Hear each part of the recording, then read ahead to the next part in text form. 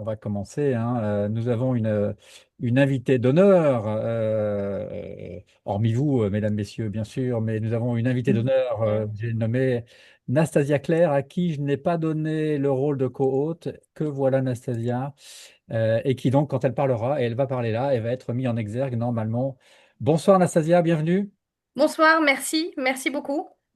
Voilà, nous allons passer 1 heure ensemble pour évoquer et échanger sur un sujet mais qui nous est tous très cher, hein, à la fois à nous tous, managers de transition, futurs managers de transition, ou à Anastasia, cofondatrice de Pharos Transition. Elle va nous présenter son entreprise de management de transition.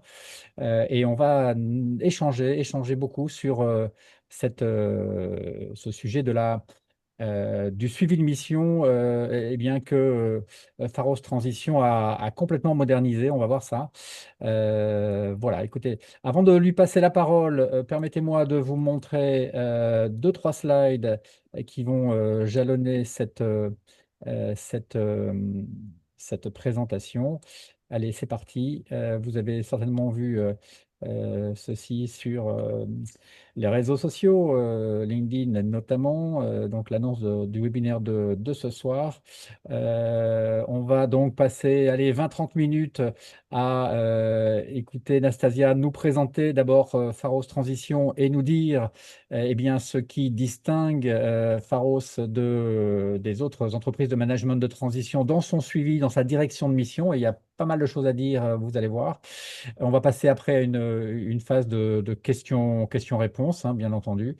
N'hésitez pas à les mettre, ces questions-réponses, enfin, notamment les questions, les réponses, on vous les donnera à l'oral, mais les questions, mettez-les, s'il vous plaît, dans le chat, on les relaiera, ou plutôt, comme allez, on n'est qu'une cinquantaine, vous prendrez la parole et vous les poserez vous-même. Et puis, on terminera par vous présenter les prochains événements du cercle, bien entendu. Allez, on passe la parole directement à Anastasia que je D'accord, remercie merci. d'être présente et qui va eh bien, nous présenter, Nastasia, Pharos. C'est quoi Pharos? Avec plaisir, avec plaisir. François, je tiens avant tout à vous remercier pour cette invitation et plus globalement pour la dynamique que vous avez créée au sein du cercle, qui est Merci. une belle dynamique.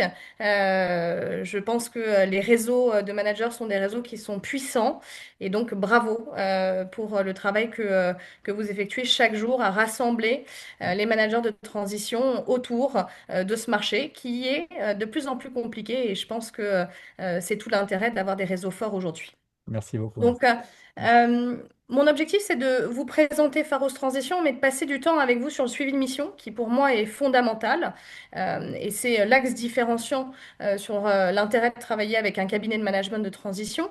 Alors peut-être pour ceux qui ne nous connaissent pas, chez Pharos Transition, on a décidé de casser un petit peu les codes des cabinets traditionnels avec 3 axes différenciants. Un premier axe différenciant qui a été de dire on veut pouvoir être transparent avec nos clients et avec nos managers sur les marges que nous apposons. Et donc, on s'est positionné avec des marges qui sont plutôt en bas de fourchette du marché, donc autour de 20-25%.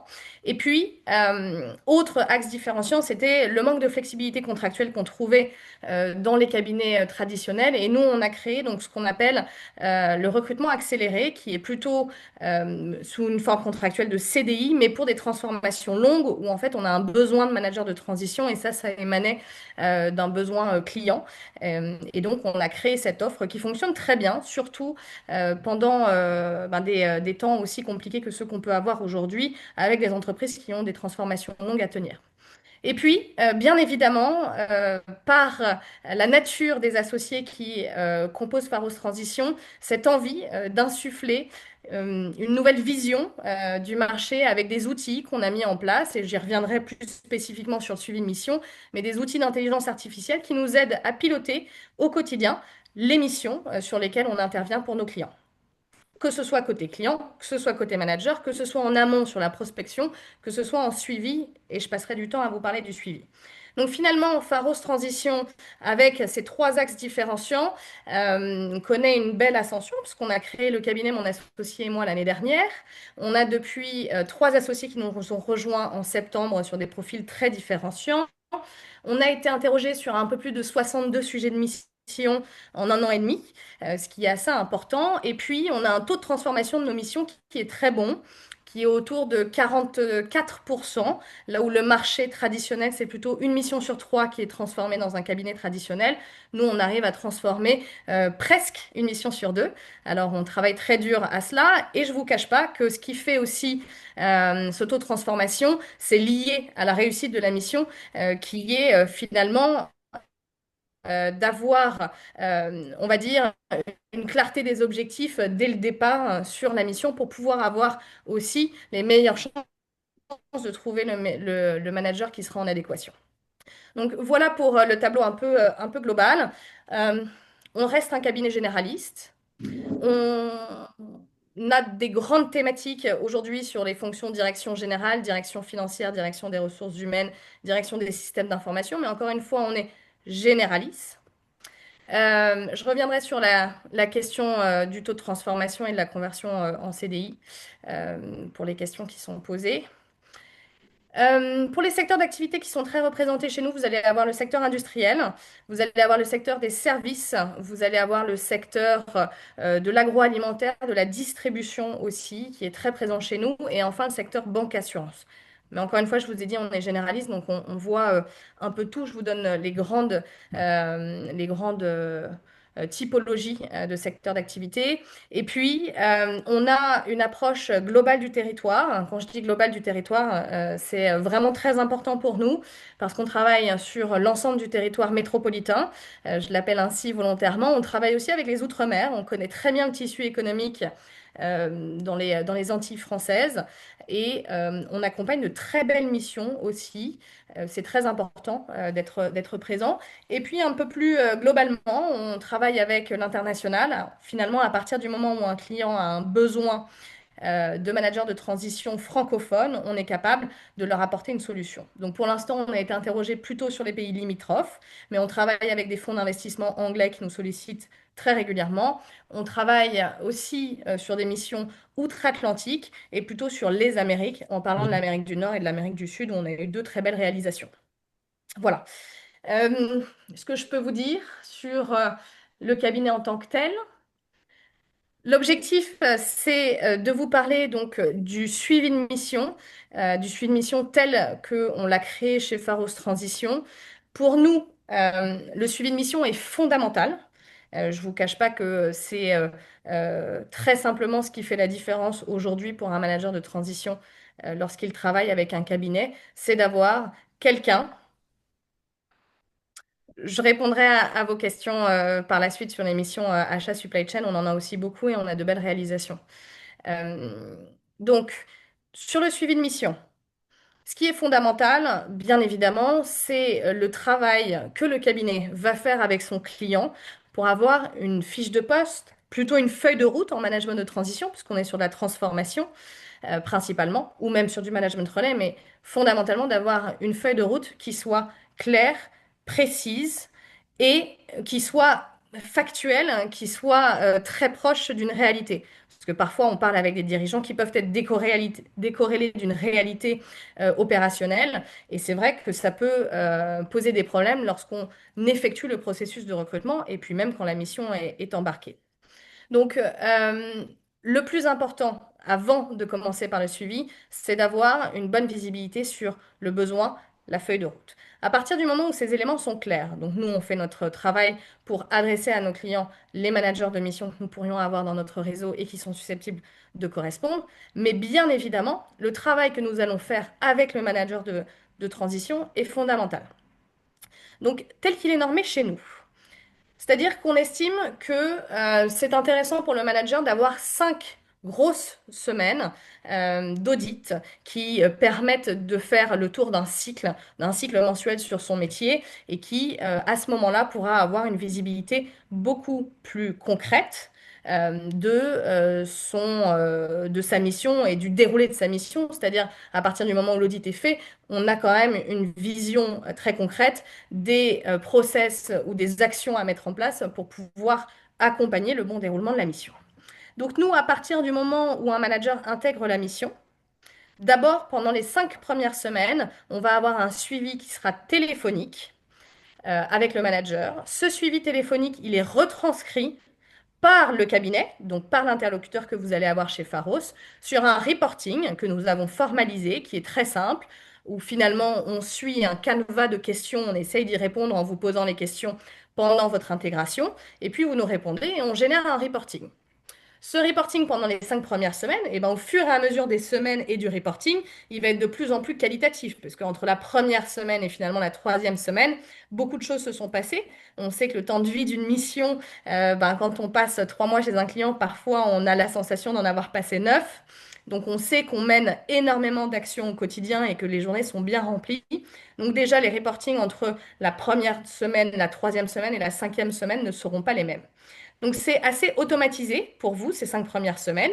Une fois que on a fait le reporting ensemble et que nous on l'a retranscrit chez Pharos, on vous soumet ce reporting, vous nous le validez, à compléter ou à dégraisser un petit peu en fonction des informations que vous voulez donner au client ou pas. Et puis ensuite on le transmet au client. C'est quelque chose de très qualitatif. Depuis qu'on l'a mis en place, les clients nous disent qu'ils sont extrêmement satisfaits. On sait qu'une mission, elle est réussie quand le manager a passé les 5 premières semaines. En général, le taux de réussite des missions passées ces 5 premières semaines, il est quasiment de 99%. Donc, ce qui est très important, ça va être justement cet accompagnement pendant ces 5 semaines pour le rendre très qualitatif. Ensuite, à la 5e semaine, comme je vous ai dit, la fin de cet audit, on va demander au manager de transition un exercice beaucoup plus important de rapport d'étonnement. Ce rapport d'étonnement, on a cherché aussi à le simplifier pour que vous y passiez le moins de temps possible, tout en ayant un reporting qui soit très qualitatif.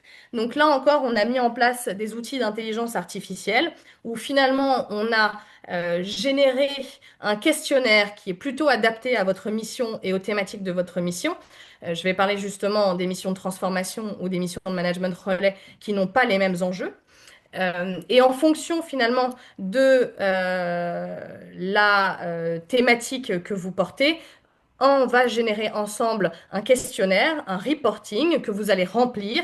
Et à partir du moment où vous le remplissez, même en étant finalement assez simple sur les réponses que vous pourriez avoir, mais tout en ayant du sens, on arrive très facilement à générer quelque chose de très qualitatif.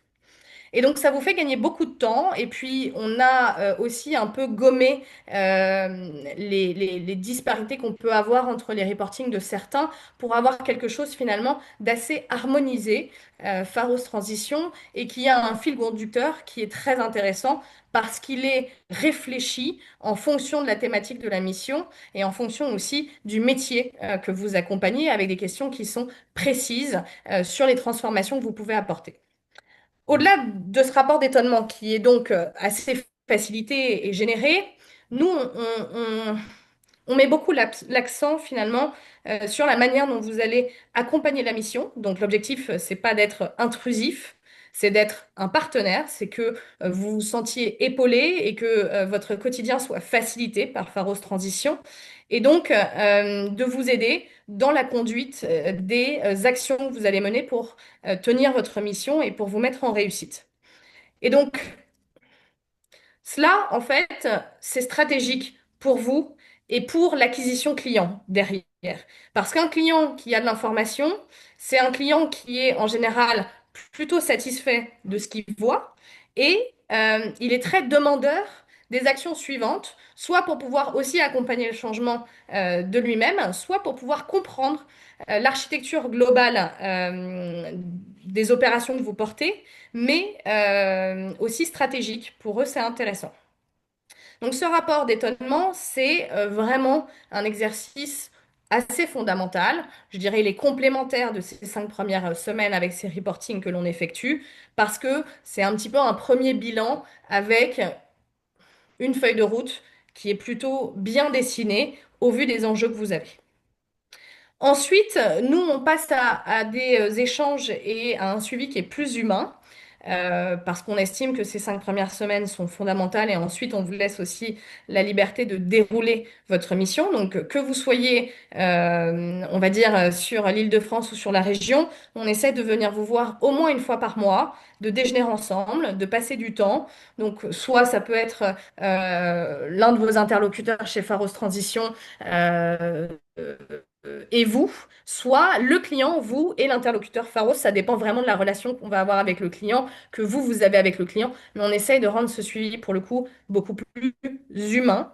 Et puis, s'il faut réorienter, et si vous avez, vous, quelques alertes ou peut-être quelques modifications sur les enjeux de la mission, et ben là, bien sûr, on se retrouve, on repose, on peut générer un reporting ensemble spécifique sur une alerte quelconque ou sur une réorientation de mission, ou sur même la découverte de nouveaux besoins que vous avez en interne, de recrutement ou pas, peu importe. Mais c'est vrai que ça, c'est assez spécifique et on le décide ensemble. Mais en général, les managers jouent tout à fait le jeu et ont de bonnes relations avec nous. Donc, on est plutôt au courant de ce qui se passe pendant la mission. Donc, quelle que soit la durée, c'est comme ça que ça va se passer jusqu'à la fin. Et puis enfin, la dernière étape, ça va être celle du compte-rendu de mission, qui là est un exercice un petit peu plus de synthèse, qu'on a aussi simplifié pour vous avec un canevas de questions auxquelles vous allez répondre, qui est très interactif et qui là aussi va vous générer un reporting. L'exercice de cette synthèse, c'est à la fois.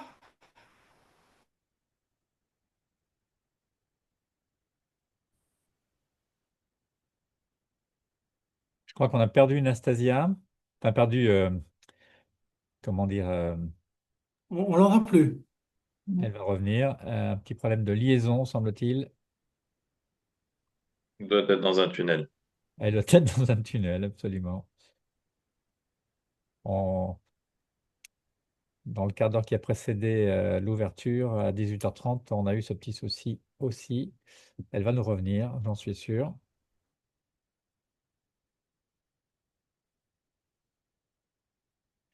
Euh, En tout cas, pour répondre déjà à Valérie Colono là, dans le chat, le rapport d'audit, voulait dire à Valérie sans doute le rapport d'étonnement, et donc un outil développé par Pharos. Oui, c'est bien ça, hein, c'est développé par D'accord, Pharos.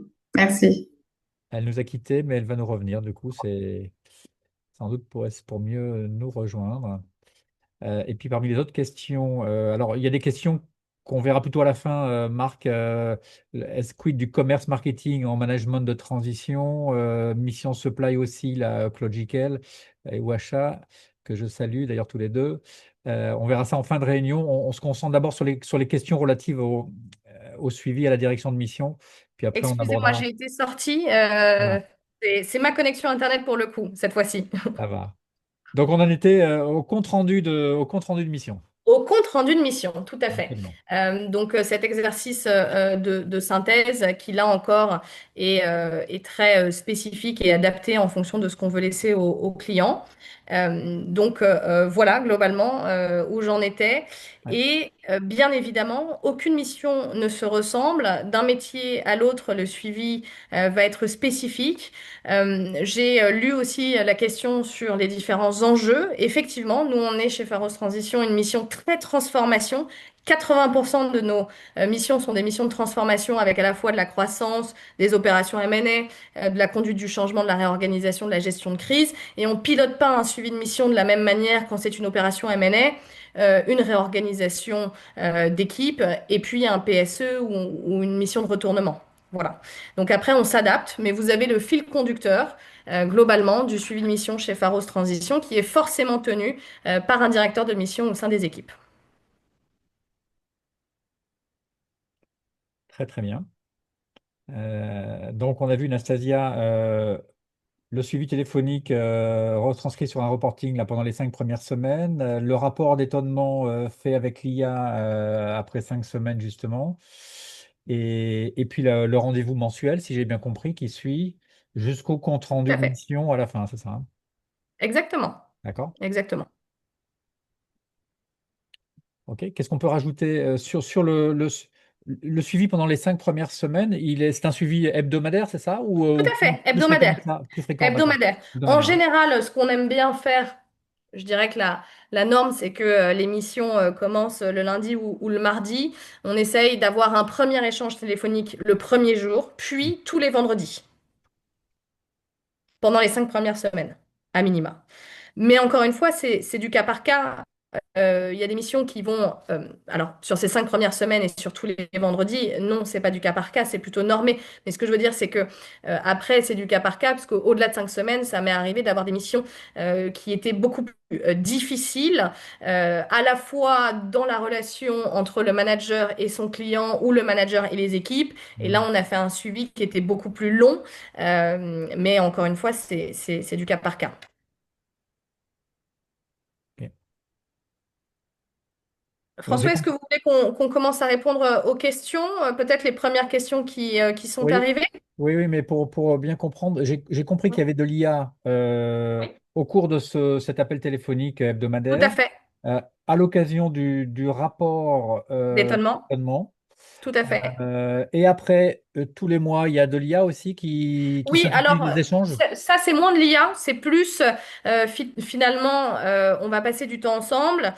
Moi je vais retranscrire les notes que j'ai prises de ce que vous m'avez dit sur la situation actuelle. C'est un peu moins chiffré en général, c'est parfois un peu moins tangible, c'est plus voilà du suivi ponctuel parce qu'on se dit tout un tas de choses. Et là c'est moi qui retranscris et je vous le soumets. Mais à Ouais, chaque échange qu'on peut avoir, que ce soit du physique, du téléphonique, il y a un compte-rendu qui est effectué, qui est d'abord retransmis au manager, parce que c'est fondamental d'avoir l'accord du manager avant d'envoyer quoi que ce soit, parce que parfois on a besoin de rajouter des informations, parfois, et d'autres d'en supprimer, parce qu'il y a certaines informations qu'on ne veut pas divulguer à ce moment-là, qu'on préfère garder pour un autre moment ou pour un autre échange, parce qu'il y a des conversations ou des échanges qui doivent venir a posteriori, et donc ça, on réfléchit bien à le faire.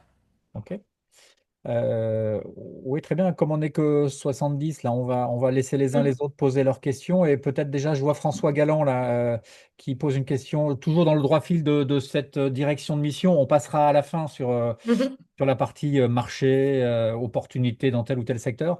Mais François Galland, tu voulais poser une Oui, question, toi aussi? oui, bonsoir Anastasia. Mhm. Ma question c'était, est-ce que vous rencontrez, vous, beaucoup de clients sans le manager de transition pour vous assurer que la mission est dans le bon rail et qu'il n'y a pas d'écart finalement entre ce que vous discutez avec le manager de transition et l'entreprise? Tout à fait. C'est un travail qui se fait en demande, j'ai envie de vous dire, mais on tient systématiquement au courant le manager en amont des échanges qu'on va avoir avec le client, déjà pour avoir les informations ou les dernières informations. Et puis, je vous cache pas que le suivi de mission tel qu'on le formalise est très apprécié par le client. Donc, on a plus d'échanges clients que ce que j'avais avant dans ma vie professionnelle. Je vous le cache pas. Ça rend la relation très qualitative. Ils sont très sensibles finalement à ces reportings qu'on fait, qui sont plutôt bien normés et bien perçus, parce que ce ne sont pas des substances qui sont trop lourdes, ni à comprendre ni à lire. Un client, il veut avoir de l'information simple, précise et efficace, et en fait, quand on la lui donne, il est extrêmement satisfait. Donc ça peut générer très facilement soit un mail, soit un appel, soit un rendez-vous de la part du client, mais quoi qu'il arrive, on tient au courant le manager. Ok. Et puis ça va Stéphane? dépendre aussi de la connaissance qu'on a de nos clients. Pour nous, c'est un point qui est extrêmement important. C'est ce qui fait aussi qu'on a un taux de transformation de nos missions qui est peut-être supérieur à nos confrères. C'est que à la fois, on a les bons interlocuteurs, on essaye d'avoir leur confiance. Et puis, on travaille vraiment au suivi, qui est, je pense, l'axe différenciant pour les managers lorsqu'ils travaillent avec nous. Mhm, mhm. Stéphane Lettner a aussi une question sur l'IA. Oui. Il peut débrancher son micro. Oui, bonjour, bonsoir. En fait, ma question portait sur le rôle de l'IA exactement dans la rédaction, dans la préparation des rapports. Est-ce que c'est juste, ça sert en quelque sorte de guide ou ça permet de créer une structure qui ensuite sera remplie par la discussion, selon la discussion entre le manager et Pharos? Ou est-ce que elle a un autre rôle, l'IA, elle joue un autre rôle dans ce... Alors, Soit. elle a plusieurs rôles, dont celui que vous citez, qui est de créer un canevas, quelque part. C'est vraiment comme ça que je le vois, sur la substance de vos missions. C'est-à-dire que vous, Stéphane, vous faites une mission pour Pharos Transition. On sait quel type de mission que ça va être en amont. On sait est-ce que c'est du remplacement ou est-ce que c'est une mission de transformation. Ça, on l'a adressé. Si on ne l'a pas vu en amont, c'est qu'on n'a pas compris finalement ni notre métier, ni nos clients, ni nos managers. Donc, on a ces enjeux en amont. Donc, on a créé tout un tas de canevas qui sont adaptés à toutes les fonctions et puis qui se perfectionnent au fur et à mesure que nous avons de nouvelles missions, qui nous permet à la fois d'avoir des questions bien spécifiques au vu des enjeux que vous avez sur votre métier, des enjeux opérationnels, des enjeux managériaux, des enjeux au niveau des transformations que vous effectuez donc sur un biais plus stratégique. Et puis ces canevas, on les enrichit des échanges qu'on peut avoir avec vous. Et les managers nous apportent beaucoup de substance aussi, à la fois dans ces canevas. Et puis l'IA va avoir un autre rôle qui est d'enrichir finalement ce que vous allez dire avec soit des graphiques, soit des tableaux, quels qu'ils soient. Et ça, on arrive à créer des choses de manière assez simple, avec peu de temps, mais avec de l'information. Ça, c'est une certitude. On a besoin de l'information pour pouvoir la transformer, quelle qu'elle soit. Ouais.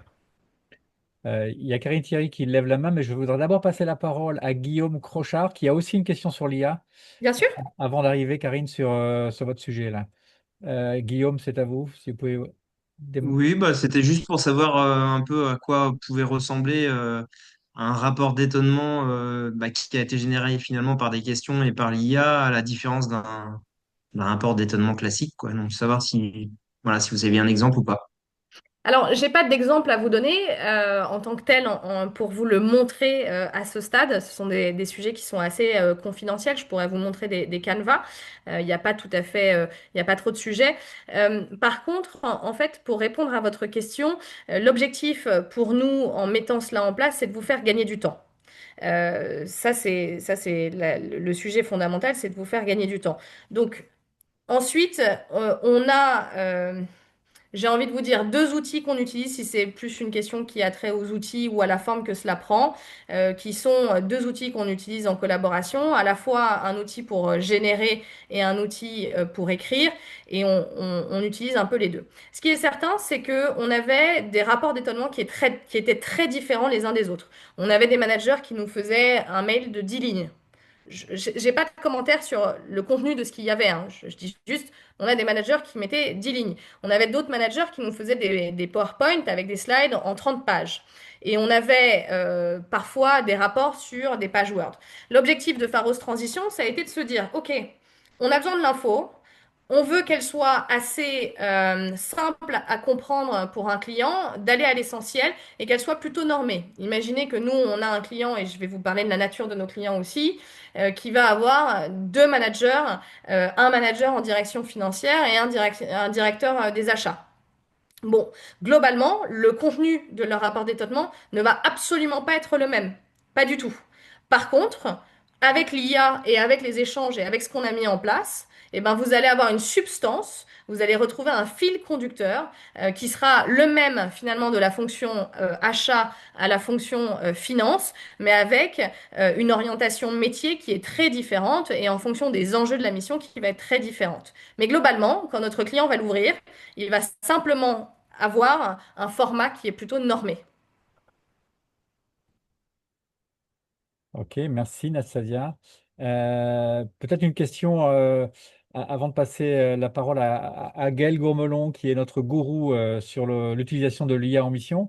Est-ce que vous incitez, Nastasia, vos managers de transition à utiliser l'IA en mission et éventuellement à rejoindre la formation du cercle? Mais ça, c'était une aparté. Mais concrètement, comment utilisent-ils l'IA en mission? Et on passera vraiment la parole après Gaël. On arrive à vous, Karine, c'est sûr. Euh, Je pense qu'aujourd'hui, il y a de l'IA un petit peu partout. Je sais que vous faites des formations. Je pense qu'elles sont aussi très intéressantes à effectuer. Les managers de transition utilisent de plus en plus l'intelligence artificielle. Nous, en tant que cabinet, on est plutôt bien reconnus pour donner aussi des conseils à d'autres cabinets pour mettre de l'intelligence artificielle dans, on va dire, leur D'accord. structure. Ouais. On est interrogé aussi, pour que vous le sachiez, dans le secteur public sur un très gros appel d'offres pour mettre en place une IA, et ça, on le fait avec l'un des pontes de l'IA aux US, hein, qui est français et qui travaille avec nous. Et donc, on avance beaucoup sur les sujets d'IA. On peut en faire un petit peu tout ce qu'on veut. L'objectif, c'est de garder l'humain, parce que c'est fondamental. La réussite des missions, elle passe avant tout par votre savoir-être, sachant que globalement, je trouve que le marché des managers de transition est plutôt de très bon niveau. Donc ça, il faut qu'on s'en félicite tous. Et bravo aux managers qui font des efforts très colossaux pour être très bons techniquement, très bons opérationnellement. Et puis ce savoir-être. Donc laisser l'IA pour le quantitatif et le qualitatif des opérations et de l'information. Et puis rester sur ce qui est important, c'est-à-dire l'humain dans ce métier. Mhm. Très bien. Gaël, tu as un mot sur l'IA? Tu veux rajouter quelque chose ou plus tard? Oui, c'est vrai que j'utilise pas mal l'IA bon, alors, sur des secteurs assez divers que sont la recherche de solutions. Pour ceux qui me connaissent, hein, dans le secteur industriel, je suis sur une entreprise en redressement judiciaire et il faut aller très très vite. Sur l'analyse de contrats aussi, la recherche d'incohérence et puis euh,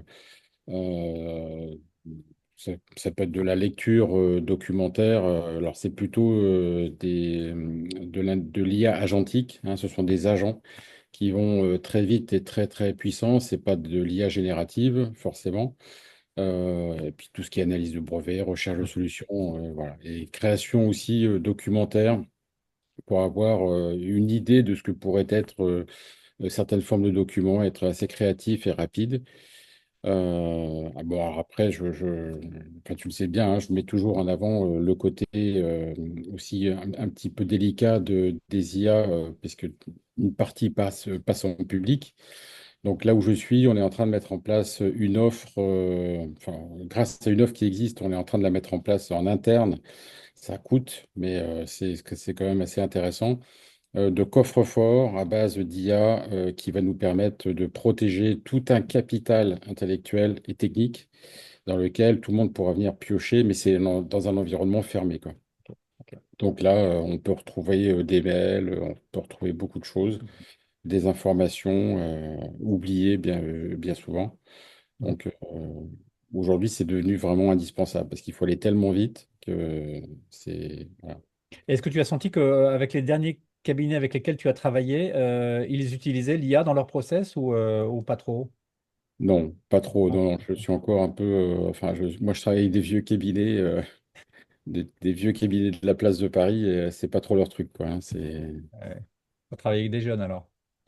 Ah oui, volontiers, volontiers, volontiers. Surtout, il y a plein de choses à créer, hein, c'est ça qui Oui. est passionnant, mais voilà.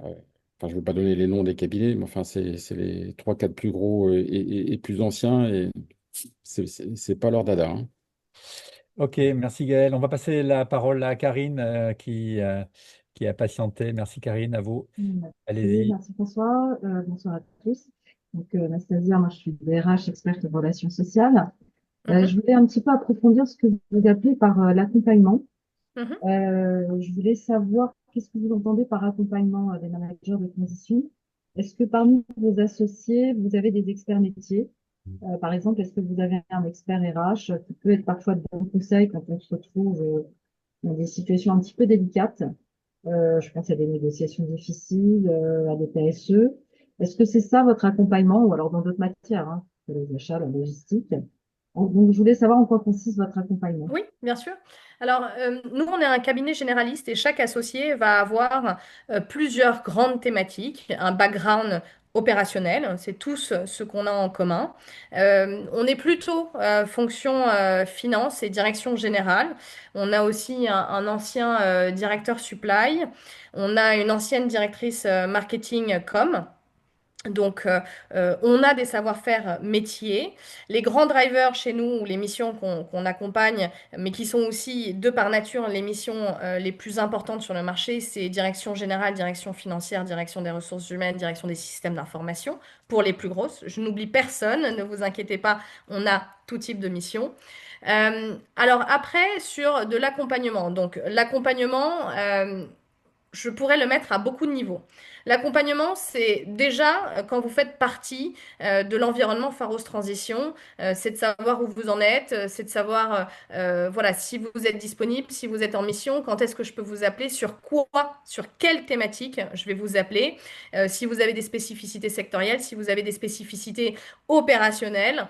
Et puis, là, on parle de l'accompagnement en amont. Ensuite, vous avez l'accompagnement pendant le processus de recrutement, c'est-à-dire que j'ai identifié une mission pour un DRH sur un PSE dans le secteur industriel, et c'est vous, Karine, par exemple, qui allez être sélectionné par le client, mais il y a un travail en amont avant que vous soyez sélectionné, c'est-à-dire de pouvoir présenter votre profil, de pouvoir le faire de manière pertinente, de pouvoir vous accompagner en amont de l'entretien ou de tous les entretiens que vous allez passer pour vous donner un maximum d'informations pour vous mettre en réussite. Ces informations, on les donne bien évidemment à tous les managers de manière tout à fait transparente. Moi, je vous dis en général combien vous êtes sur les process. Je connais plutôt bien mes clients, ça c'est aussi un vrai axe différenciant. Je peux vous donner à la fois des inputs sur les enjeux de la mission opérationnellement, mais aussi sur quel type d'interlocuteur vous allez tomber ou dans quel type d'environnement. Donc ça,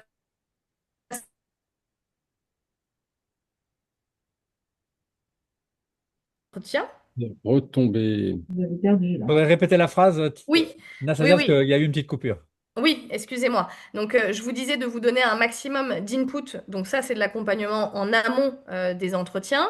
Et puis, bien évidemment, donc sur toute la phase contractualisation avec vous, avec le client, vous accompagnez. Est-ce que vous êtes aujourd'hui plutôt sur du portage? Est-ce que vous avez votre structure? Donc, tout ça, on travaille ensemble. C'est aussi de l'accompagnement. Et puis, vous avez l'accompagnement pendant votre mission. Donc, effectivement, Karine, vous pouvez avoir des problématiques très opérationnelles, très métiers. Nous, on ne peut pas, même en ayant été d'anciens opérationnels dans nos métiers, on ne peut pas se porter garant pour des compétences techniques. Par contre, on peut vous accompagner sur des problématiques que vous pourriez rencontrer. Et puis, si vous avez besoin, là, pour le coup, une question opérationnelle d'un spécialiste, de quelqu'un de votre métier, on a des managers de transition avec lesquels on travaille depuis de nombreuses années qui pourraient, eux, vous accompagner sur une réflexion, une thématique opérationnelle ou une problématique. Sinon, après, c'est externaliser avec un cabinet de conseil que vous pourriez dire au client, bah là, je suis sur une limite, j'ai besoin d'un conseil, et puis externaliser sur cette thématique. Quoi qu'il arrive, l'objectif, c'est de jamais vous laisser seul, et c'est de vous accompagner, donc, quels que soient les besoins que vous pourriez avoir. Mais ce système de manager-mentor, entre guillemets, on le trouve très intéressant. Je pense que ça peut être aussi l'objet d'adhérer à un réseau de managers comme le Cercle. C'est de se dire que demain, vous pourriez toujours avoir des confrères avec lesquels vous êtes en relation qui peuvent spontanément vous accompagner sur des problématiques. Merci bien. Il y a Claude Jiquel et Marc Valaillé qui avaient des questions sectorielles. Allez-y, les amis. Mhm. Bon, je me Très bien. permets. Oui, Bonsoir, Nastasia. bonsoir Claude. Claude Jiquiel. Moi, j'ai plutôt une expertise métier D'accord?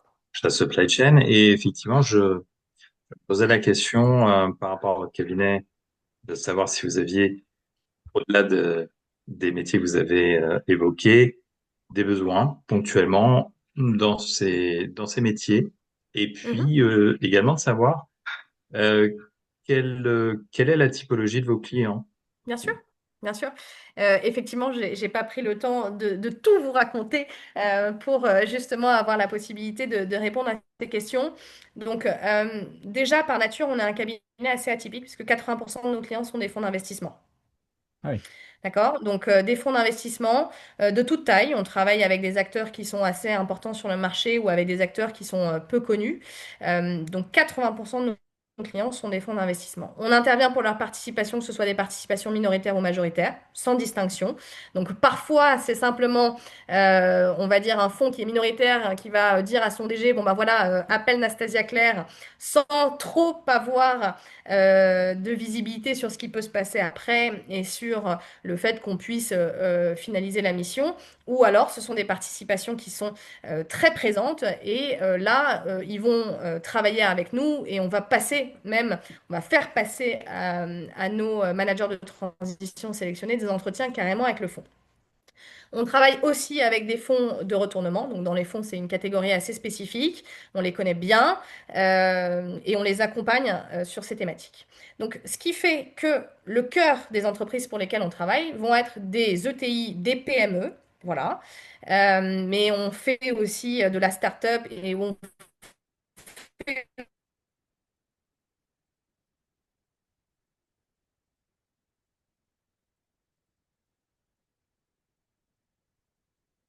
Autre interlude. Eh bien, écoutez, on reste, On attend. on va attendre qu'elle nous revienne.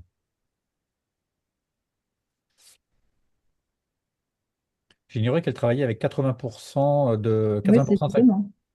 sa Ça, clientèle. c'est intéressant. Ouais, c'est C'est intéressant et intéressant pour les DG, Oui. hein, c'est pas c'est mal. assez. Euh,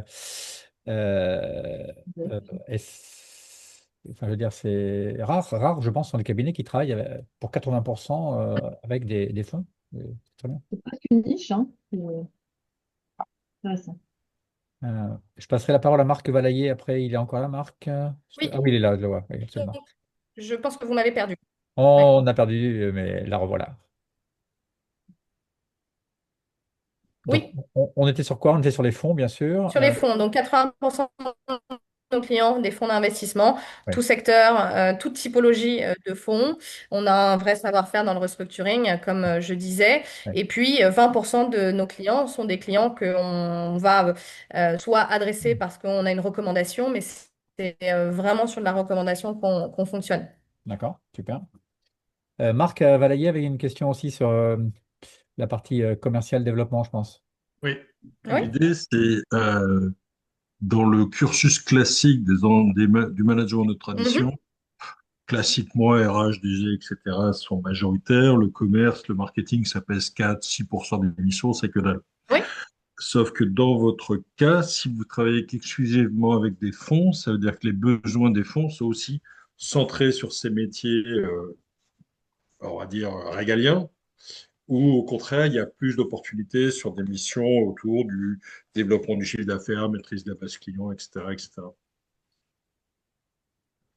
Bonne question. Franchement, honnêtement, j'ai envie de vous dire, le marché est plutôt drivé par des missions telles que vous les avez nommées, mais j'ai vraiment de tout.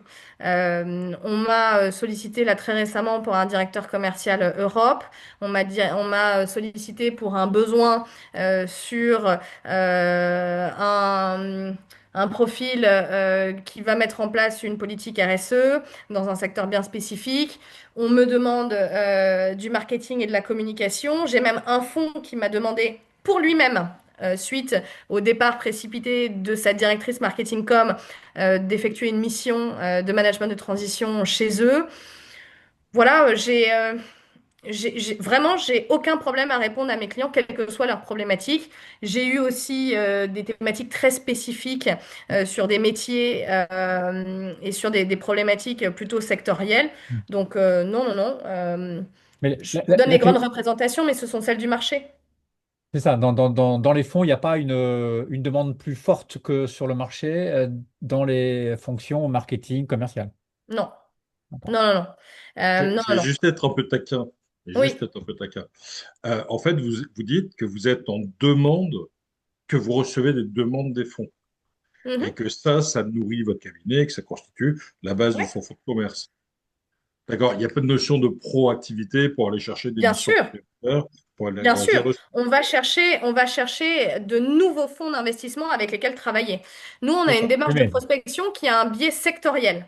Voilà, on travaille avec les fonds. Oui, mais Et c'est pour nous vecteurs de missions qui ouais. vont être apportés par ces fonds. On ne fait pas de développement commercial dans le dur en se disant on va cibler le secteur de l'automobile et on va aller regarder toutes les ETI françaises qui sont dans le secteur Ouais. automobile et les interroger sur leurs besoins en transition. Mais Non. je crois que la question de Marc était de dire le côté prospectif ou Je prospecte à l'extérieur de mes clients historiques pour aller chercher. Mais Et bien sûr, là, au sein votre des fonds. truc, c'est d'aller chercher des fonds. au sein Oui, des fonds. L'idée, c'est le complémentaire, c'est faire de l'upsell à l'intérieur de vos clients existants en non, disant, non, non, s'ils non, m'ont pas demandé de la uniquement. finance, ils auront peut-être le... Non, Non, c'est non, pas non, du tout pas ça. du ah tout. oui, est-ce que Nous, est-ce- quotidiennement, on démarche les fonds. Ça, c'est une démarche de prospection ouais. avec un biais sectoriel. On est présent déjà, mais on ne se Ok. repose pas du tout sur ses acquis.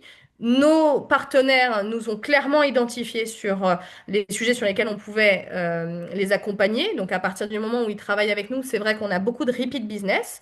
Ça, c'est une certitude. Par contre, on développe de nouveaux comptes en allant se présenter auprès de nouveaux fonds d'investissement et c'est notre démarche commerciale. Ouais.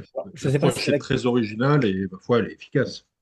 Elle est efficace. Ouais. et est-ce que, moi j'avais compris la question de Marc de la façon suivante, c'est est-ce que vous, quand vous avez un profil comme Marc Valaillé par exemple, qui est disponible là, est-ce que vous prenez est-ce que vous en faites la promotion entre guillemets Non. auprès de... Non, pourquoi? Non, c'est Pourquoi? pas Non, l'approche. parce que on travaille aujourd'hui avec un peu plus de 1200 managers Ouais, qui sont déjà au sein de Pharos Transition ouais. et j'ai des managers de transition qui sont en disponibilité et je pourrais tout à fait en faire la promotion. J'ai de nouveaux managers dont je pourrais faire la proposition à mes clients, mais auquel cas on s'en sort pas. Donc j'ai pas du tout une démarche de dire bon bah voilà j'ai un CV, est-ce que vous avez une problématique? C'est pas notre manière de faire. Ok. Est-ce qu'il y a d'autres questions?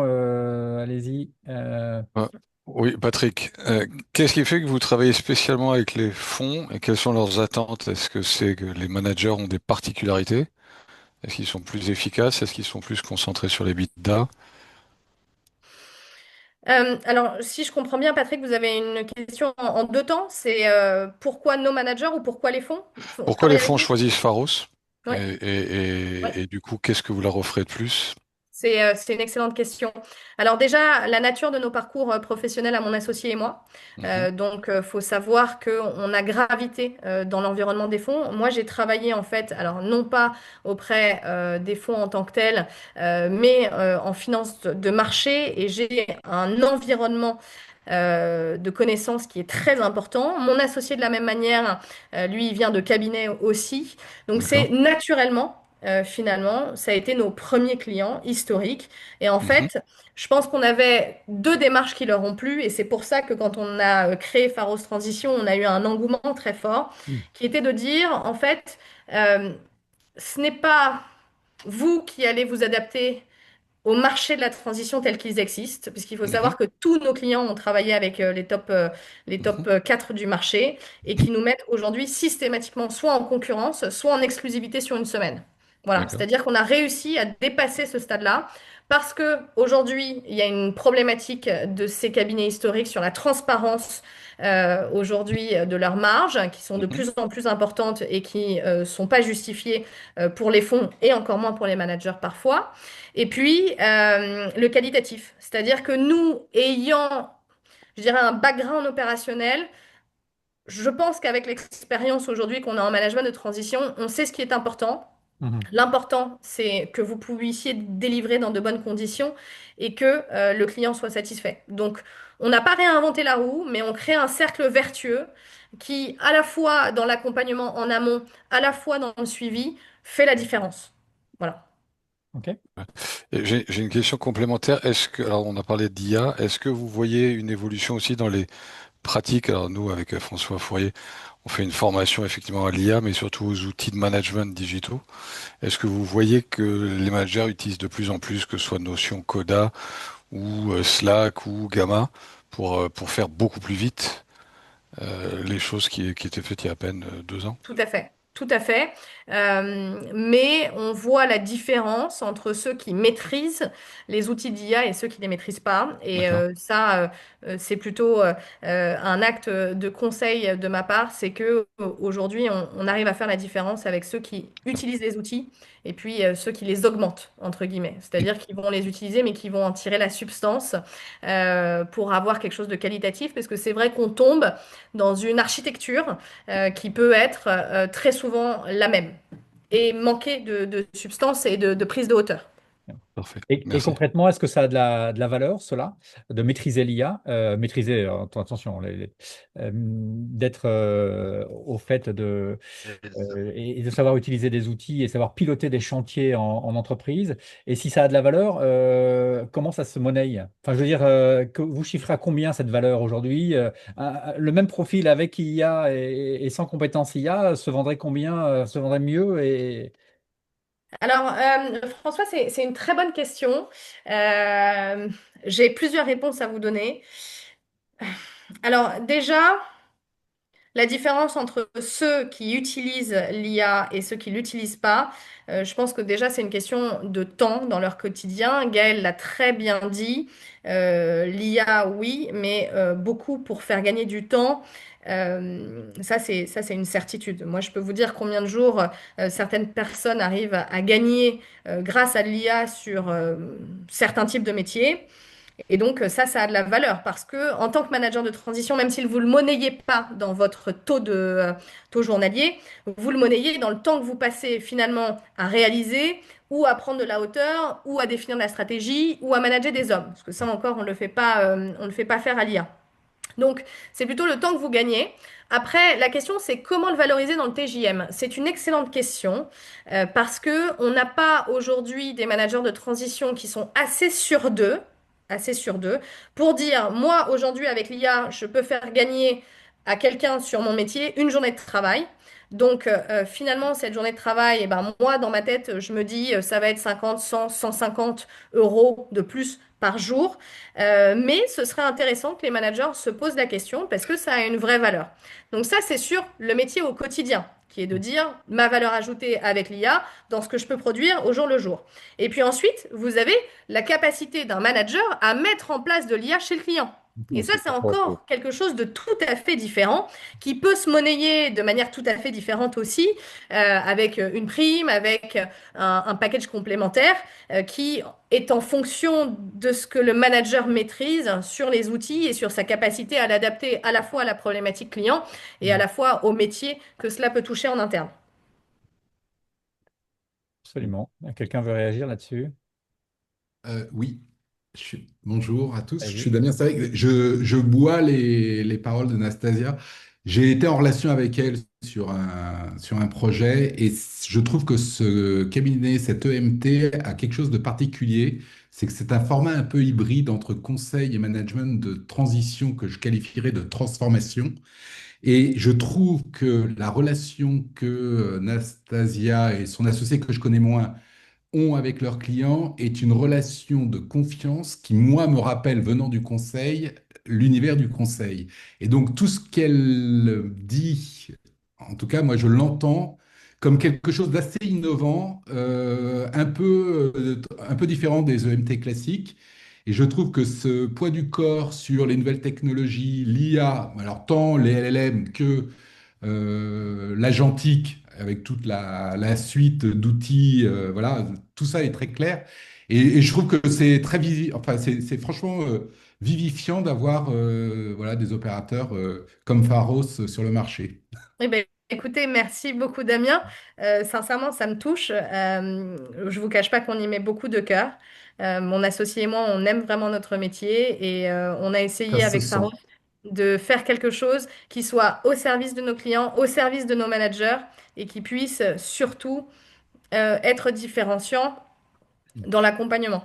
Voilà. Ah oui, non, mais ça se sent par l'énergie et surtout par la manière dont vous racontez la relation que vous avez avec vos clients. Et on sent que c'est de relations sur le long terme. Et ça, c'est quand même bon, la clé de la réussite. C'est pas une succession de one-shot. Ça ne m'étonne pas que vous ayez un repeat business important. Voilà. Ouais. C'est exactement ça. Nos clients, alors c'est la nature aussi. Vous avez raison, cette fibre conseil qu'on peut avoir est très forte. Aujourd'hui, on ne l'était pas jusque-là, mon associé et moi, entrepreneurs, on l'est devenu en plus. Donc quand on parle avec nos clients, on sait parfois quels sont leurs enjeux opérationnels, leurs enjeux managériaux. Et donc je pense que on va au-delà de ce qu'on peut leur apporter avec cette matière première qui est vous, les managers de transition. Et c'est vrai que cette relation en trois parties qui peut parfois être complexe est facilitée par la manière dont on l'a approché, en fait, Mm, mm. tout simplement. Michel Riva avait une question et Valérie Colono également, sur les fonds d'ailleurs. Michel. Oui, merci François de me donner la parole. Bonsoir Oui, Valérie. j'avais du coup effectivement une question complémentaire. Souvent, quand on travaille avec des fonds d'investissement, en tant que manager plutôt finance, on a tendance à se dire que ce sont le core business et qu'ils utilisent peut-être des managers qui ont d'autres spécificités. Vous, comme vous travaillez plus particulièrement avec des fonds, quel type de mission, comment dirais-je, les fonds vous adressent? Est-ce que c'est souvent des missions de restructuration, des types LBO par exemple, des choses comme ça? En direction financière, hein, c'est ça, en direction En financière. direction En financière. direction financière. En fait, la réponse, finalement, elle va être conditionnée par le temps dans lequel on est, qui est un temps compliqué. Donc, je vous cache pas que historiquement, on est très croissance, on est très opération M&A. Mais depuis les 2 ans que nous avons créé Pharos Transition, on fait beaucoup de gestion de crise, on fait beaucoup de retournements. On a quelques missions de croissance, hein, ça c'est certain. On a de la réorganisation, mais c'est vrai que les missions de gestion de crise dominent un petit peu. D'accord. OK. Et en termes de, comment dirais-je, de background, est-ce que c'est nécessairement des profils de managers qui viennent aussi de fonds d'investissement ou qui sont issus, on va dire, du secteur service, ou bien Non, ça peut être n'importe quel type d'historique. non, j'ai vraiment toutes les histoires. Donc, ça va avant tout dépendre du client final. Parce que finalement, le fonds Mm. d'investissement, il peut avoir des exigences. Vous voyez, ça m'est déjà arrivé d'avoir un client avec lequel j'ai déjà travaillé qui me dit, bon, bah voilà, ma participation, elle a besoin de ça, ça, ça. Et puis, je lui dis, ok, très bien, moi, je voudrais parler avec le dirigeant. Et puis, le dirigeant, il me donne une vision tout à fait différente de ce dont il a besoin. Bon, donc, est-ce qu'on Oui. peut cocher toutes les cases à la fois? De la structure ou du fond qui est entre les deux? Bon, rarement, la réponse est oui, rarement. Mhm. Même si vous êtes, ces chers managers, très doués pour devenir des moutons à 5 pattes avec le temps, c'est vrai que bon, ça reste quand même compliqué de le devenir. Quoi qu'il arrive, nous, on tient une promesse à notre client final, quel qu'il soit, qui est de dire, nous, on vous trouve le meilleur manager de transition disponible à l'instant T, au vu des Mhm. problématiques opérationnelles ou managériales que vous avez à cet instant T. Si vous me dites, Mhm. ah bah oui, mais dans 4 ans, je vais peut-être avoir ça, bon, on est déjà sur une vision trop long terme. Quelle est Ah votre oui. problématique Mhm. aujourd'hui? Voilà. Donc, en fonction de certaines spécificités, où là, on va me dire, bah oui, bah, j'ai un prérequis sectoriel. OK, pourquoi on a ce Mhm. prérequis sectoriel? Est-ce qu'il est concret dans l'opérationnel et auquel cas, bah, nous, on n'y déroge pas? S'il n'est pas euh, obligatoire, entre guillemets, nous, on essaye de lever cette barrière. Voilà. Et Mhm. puis, contrairement à ce qu'on peut croire, même pour la fonction finance, qu'on accompagne bien, tous les fonds d'investissement ne demandent pas à des managers de transition qui connaissent l'environnement LBO ou Voilà. l'environnement complexe. Ça, c'est une Mhm. certitude. Et de plus en plus, eux-mêmes, pour leur participation, ils réfléchissent pas forcément à quelqu'un qui va leur faire un reporting, même s'ils aiment bien ça, mais ils vont plutôt être dans l'accompagnement de leur participation, soit sur une professionnalisation de la fonction finance, et là, bon, bah, la partie reporting LBO, elle se fait assez naturellement. Et puis, je trouve globalement que les managers sont quand même dans une dynamique de reporting qui est assez forte. C'est aussi le penchant que vous pourriez avoir dans vos métiers. Et donc, nous, on lève très facilement si un client nous dit, bah, moi, je veux ça, je veux ça, je veux ça, pourquoi? D'abord, on se pose la Mhm. question ensemble, pourquoi? OK. Ah, merci beaucoup. Merci beaucoup. On a une question aussi de Michel Riva sur les fonds infra. Michel est Oui. encore là ou pas? Oui, bien écoutez, moi je suis Ah oui. plus axé sur la partie projet clé en main, construction de projet infra. Et donc, j'ai eu quelques mailles à partie, je dirais, avec les contacts avec les fonds d'une manière générale, mais qui étaient plutôt des fonds infra qui Mhm. venaient investir dans des projets clés en main.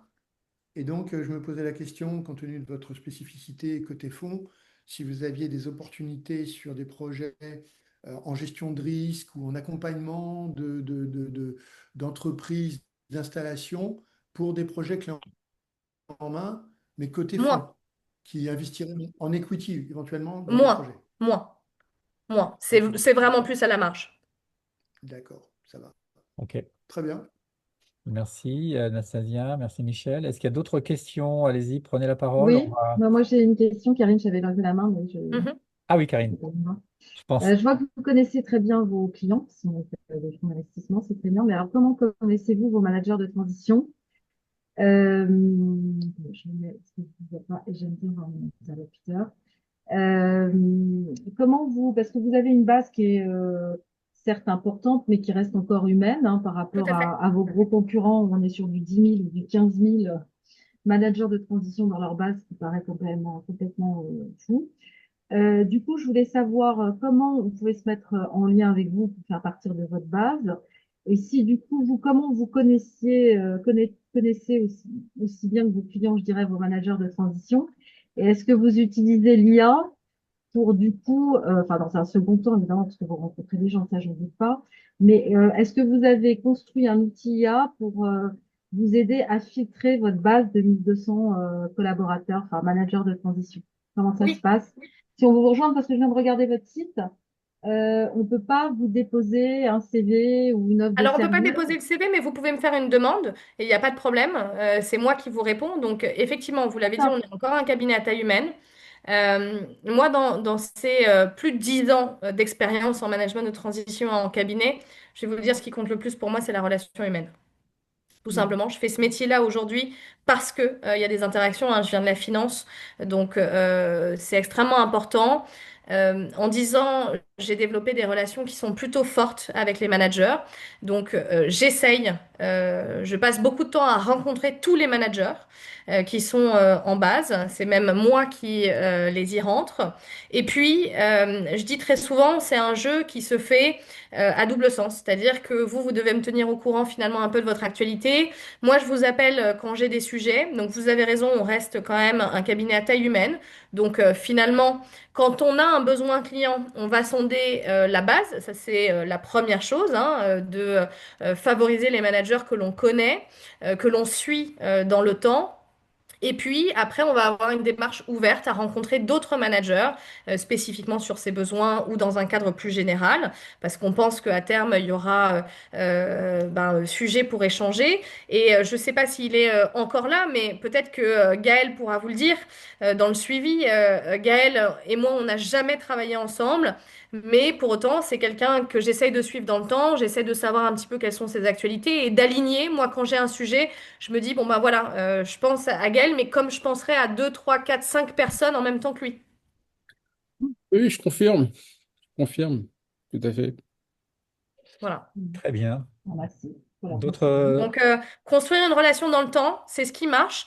Je vous cache pas que, alors pour l'instant, ça s'est pas fait avec Gaël, mais je pense à Jean-François Debrosse aussi, Ouais. que connaît bien François et Gaël Gourmelon. Bon, Ouais. Jean-François Debrosse, c'est quelqu'un que je connaissais depuis 7 ans, avec qui j'étais en relation, et il est en ce moment en mission pour nous, chez l'un de nos clients, et ça faisait 7 ans, et en 7 ans, j'ai jamais réussi à lui proposer une mission, et là, ça a été la première mission sur laquelle on a travaillé ensemble. Et j'étais assez heureuse de ça parce que on a tous les deux fait ce travail de se suivre, de se donner des nouvelles. Et puis moi, bien sûr, mon métier, c'est de vous appeler quand j'ai quoi que ce soit susceptible de vous intéresser en ayant bien compris ce sur quoi vous pourriez intervenir. Et puis se Le temps rendre de au service réflexion. aussi, hein. Tu disais, Gaël, pardon? Oui, et de se rendre au service, Oui. c'est-à-dire que, bon, Debrosse, Jean-François, effectivement, on s'échange régulièrement et on se rend service, on se donne des nouvelles. Donc, c'est ça qui fait que, bon, moi, ça fait 15 ans que je suis dans le domaine, mais rendre service, partager et donner, c'est aussi comme ça qu'on reste dans la tête des cabinets ou d'autres managers qui ont accès à des missions ou à des opportunités, hein. Voilà. Tout à fait. Alors ensuite, pour répondre à votre question, Karine, oui, on a mis des outils d'intelligence artificielle. Par exemple, on a alors un outil marché qui existe bien, que d'autres cabinets ont, qui a de l'intelligence artificielle sur le matching entre une fiche de poste et finalement le CV et puis même le profil global du manager. Ça marche très bien, mais je vais vous dire la réalité, c'est que je m'arrête très rarement aux profils qui sont proposés.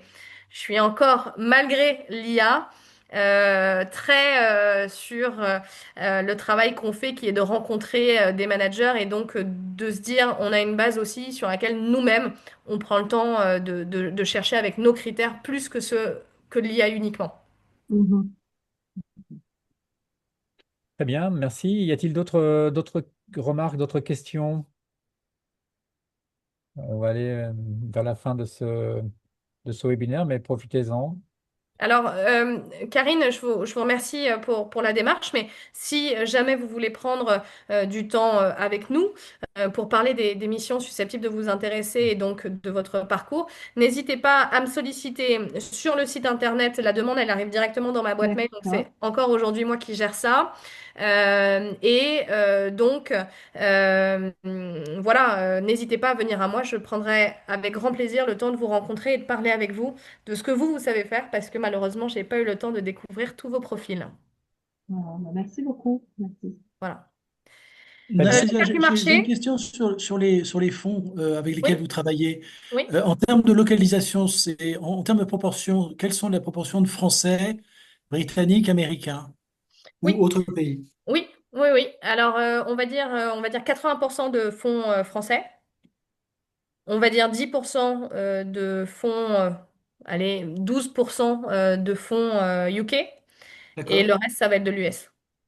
Très bien. Merci. OK. D'autres remarques? D'autres questions? Allez-y. On passe à la suite. Allez, on va terminer. Merci, Nastasia. On va terminer par quelques informations sur le cercle et notamment avant de vous parler des prochains événements qu'on va organiser sur le mois de novembre, eh bien, vous présenter le radar d'émission que nous avons lancé il y a 5 ou 6 semaines déjà au profit des managers de transition que vous êtes. Le radar d'émission est né d'une pratique pratique de certains managers de transition qui trouvent des missions, Nastasia. Alors, OK, globalement, j'ai l'habitude de dire que 50% des missions se trouvent via les entreprises de management de transition et 40-50% aussi via le marché direct. Certains, sur ce marché direct, approchent et comment dire, décrochent des missions en approchant justement des entreprises qui lancent des besoins de postes en CDI et qui leur disent, écoutez, vous mettrez 3 à 6 mois à recruter un directeur supply, un directeur achat, un DRH. Eh bien, dans l'intervalle, si vous avez besoin de quelqu'un pour faire le relais, voire pour développer et transformer un peu, eh bien, je peux faire l'affaire et je peux même vous aider à recruter d'ailleurs en finale la personne titulaire que vous cherchez. Du coup, nous avons mis à disposition des managers de transition cet outil qui s'appelle le radar d'émission et qui remonte toutes les offres de CDI d'ailleurs qui sont donc publiées par les entreprises françaises et qui ont un TJM, pas un TJM, mais un brut annuel supérieur à 100 000 euros, plus du temps d'expérience. Voilà, on fait pas mal de ménages et on n'apporte là que les CDI vraiment de belles valeurs sur lesquelles les managers de transition peuvent se positionner en approchant les cabinets de recrutement ou les entreprises en direct. Voilà, c'est un outil assez apprécié, sachez-le. Et puis pour ce qui est des prochains événements du cercle, eh bien, ce 6 novembre, nous recevons vous avez remarqué que certains d'entre nous, là, Gaël Gourmelon et d'autres, Patrick Dolizzi, ont un petit logo VIP sur leur fond arrière. Eh bien, nous avons 25 membres qui font partie du cercle VIP et qui reçoivent un jeudi sur deux, le premier et le troisième du mois, à 8 heures, eh bien, une EMT. D'ailleurs, Anastasia a été invitée il y a une année de mémoire. Tout à fait. On Voilà, n'avait pas donc encore un an d'existence. c'est Et vrai, merci pour cette confiance. absolument. C'est le 6 novembre et nous cachons toujours à nos membres l'EMT qui interviendra là jeudi matin. Et comme je leur dis depuis quelques semaines, eh bien, ce sera du lourd et du très lourd ce jeudi. Donc, j'invite vraiment tous les membres VIP présents et à tous les autres à être présents jeudi matin à 8 heures. Bref, le 10 novembre, et puis il reste que quelques places hein, pour ceux qui sont intéressés Alors, pour être membre du cercle VIP, il faut être manager de transition aguerri, hein. On ne peut pas être débutant et être VIP. Enfin voilà, appelez-moi si vous voulez, on en parlera. Le 10 novembre, échange thématique, c'est donc lundi prochain entre abonnés du cercle sur ceux qui rentrent de mission et qui veulent partager leur expérience.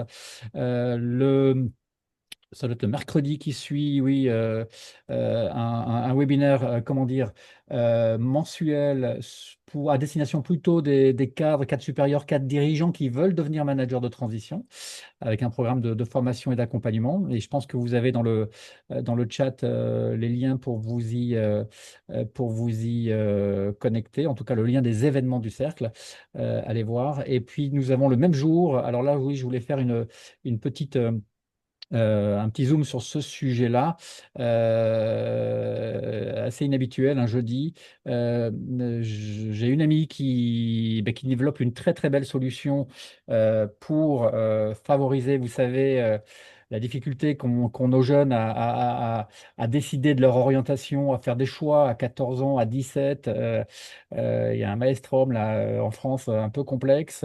Bref, elle lance début 2026 une solution incroyable qu'elle m'a montrée, qui facilite vraiment, vraiment, vraiment l'orientation et le choix d'orientation des jeunes, ainsi que les recherches de stages. Et on sait que c'est une complexité folle aussi et que le réseau joue beaucoup. Bref, recherche de stage et recherche comment dit-on? Les 2 années d'apprentissage. Voilà. Donc, une très belle solution. Je vous invite à venir, ne serait-ce que pour découvrir ça, et venez avec vos jeunes qui ont entre 14 et 25 ans. Ils découvriront ce qui sera à leur disposition demain. Voilà, je ne pouvais pas passer à côté de ne pas donner un petit coup de main à cette personne qui lance ça. C'est de très, très grande qualité, vous allez voir. Et puis le 17, on retrouve une entreprise de management de transition, comme ce fut le cas aujourd'hui, avec Nastasia. Voilà, Nastasia, ben, je voulais terminer en arrêtant ce partage, en vous remerciant au nom de tous, hein, vraiment.